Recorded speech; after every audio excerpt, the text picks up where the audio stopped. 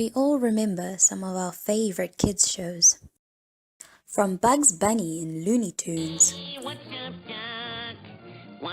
the crime-fighting Powerpuff Girls, the city of Townsville, and the holiday antics of Phineas and Ferb. Mom! Phineas and Ferb are making a title sequence! Kids' shows have entertained, educated, and socialized us. But how have they done this? What messages have they sent us? And how have they changed since the 90s? Definitely Scooby-Doo. I loved Scooby-Doo. I used to watch Kim Possible. Kim Possible from my early teen years. I used to watch That's So Raven. I like That's So Raven. The Cartoon Network classics like Dexter's Laboratory. I remember watching Power Rangers. Braceface?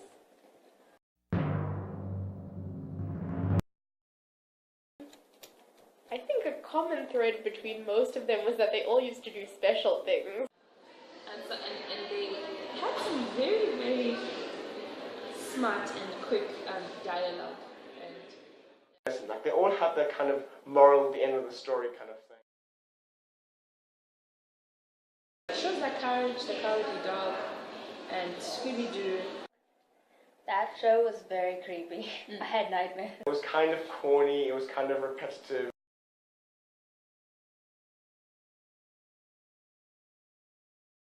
Kim Possible had Wade, who was never physically present until the movies. And he was just like on the computer screen, but it was one character, like your two protagonists were white. You had Hey Arnold, which had one kid who was black. He didn't really have a lot of lines. All I remember about him was that he had this huge afro. Yeah, no, like That's So Raven and Wizards of Waverly Place were the two shows which had female women of color as their protagonists. Well, the female was always the one that needed to be rescued. She was always surrounded by furry creatures, and she did a lot of cleaning for fun. Johnny Bravo was really annoying because he was such a misogynist. The nature of cartoons has changed in terms of how they represent people.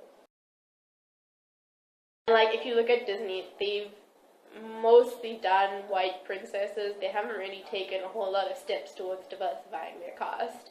In fact, they relaunched the princesses, and the new princesses were lighter in color than the original princesses. Yeah, stop. If I'm thinking Disney princesses line, then the traditional ones are Cinderella, Sleeping Beauty.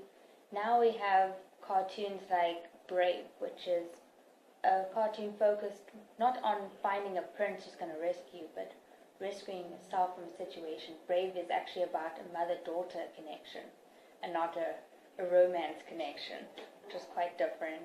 I think DreamWorks has done a lot of diversifying of their movies. I mean, they just had Home, which came out now, and that had an African American or black protagonist, like the main child, and it was